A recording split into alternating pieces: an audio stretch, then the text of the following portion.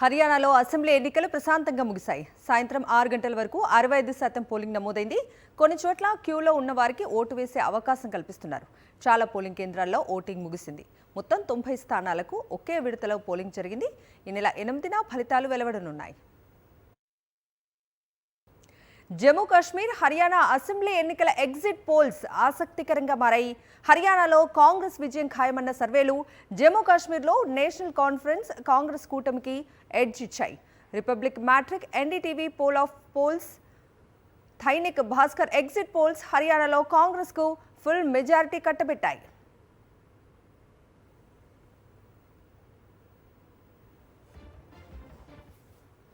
ఇక 90 అసెంబ్లీ నియోజకవర్గాలున్న హర్యానాలో ప్రభుత్వం ఏర్పాటు చేయాలంటే కనీసం 46 స్థానాల్లో విజయం సాధించాల్సి ఉంటుంది.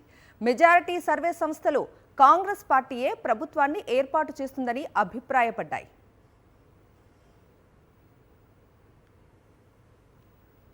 ఇక జమ్మూ కాశ్మీర్లో హంగ్ అసెంబ్లీ అంచనా వేసింది. People's pulse exit poll National Conference party అతిపెద్ద పార్టీగా అవతరించే అవకాశం ఉందని తెలిపింది.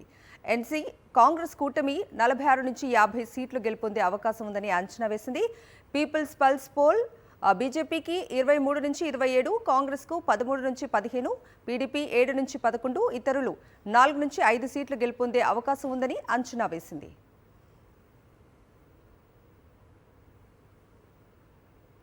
జమ్మూ కాశ్మీర్లో కాంగ్రెస్ నేషనల్ కాన్ఫరెన్స్ కూటమికి మెజారిటీ స్థానాలు కట్టబెట్టింది India Today C Voter survey. అయితే ప్రభుత్వ ఏర్పాటుకు కావాల్సిన 45 సీట్లు వస్తాయా లేదా అనేది మాత్రం స్పష్టంగా చెప్పలేదు. జేకేఎన్సీ కాంగ్రెస్ కూటమికి 40 నుంచి 48 సీట్లు రావచ్చని అంచనా వేసింది ఇండియా టుడే ఎగ్జిట్ పోల్.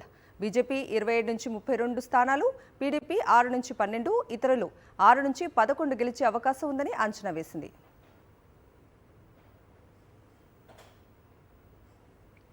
ఇక హర్యానా హస్తగతమవుతుందని పీపుల్స్ పల్స్ సర్వే స్పష్టం చేసింది. కాంగ్రెస్కు 55, బీజేపీ 26, ఐఎన్ఎల్జీ 2 నుంచి 3, బీజేపీ 0 నుంచి 1, ఇండిపెండెంట్లు 3 నుంచి 5 స్థానాలు గెలిచే అవకాశం ఉందని ఎగ్జిట్ పోల్స్ ఇచ్చాయి. నిరుద్యోగం, అగ్నివీర్ పథకం, రైతు సమస్యలు, ధరల పెరుగుదల హర్యానాలో ప్రధాన సమస్యలుగా ఉన్నాయి. 10 ఏళ్ల ప్రభుత్వ వ్యతిరేకతకు తోడు రాష్ట్రంలో రైతులు, రెస్లర్లు, యువత బీజేపీకి వ్యతిరేకంగా మారినట్లు పీపుల్స్ పల్స్ సర్వేలో వెల్లడైంది.